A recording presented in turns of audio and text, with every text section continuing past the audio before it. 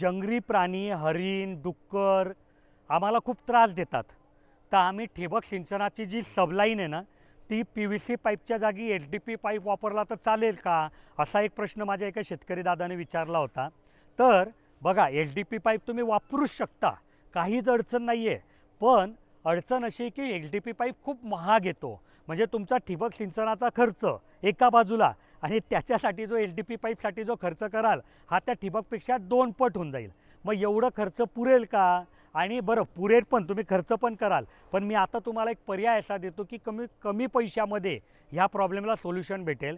की तो जो HDP पाईप कॉईल येतो ना, त्याच्यापेक्षा जो स्प्रिंकलरचा HDP पाईप येतो 20 फुटाचा, की ज्याला कडीकोंडा असतो, तो तुम्ही वापरा. कारण तो पण HDP मटेरियलचा असतो, तो पण जंगली प्राणी त्याला सहजासहजी खराब करू शकणार नाही. पण तो जो कॉईल येतो ना, त्याच्यापेक्षा हा 4 पट स्वस्त राहील.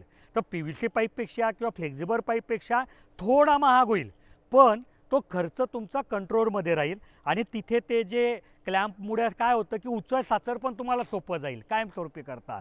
तर तुम्हालाही जर जंगली प्राणी फार त्रास देत असतील पाईपलाईनसाठी, तर तुम्ही हा पर्याय निवडू शकतात. आणि तुम्ही कोणता पर्याय निवडतात जंगली प्राण्यांपासून वाचायला, हे मला कमेंटमध्ये सांगा.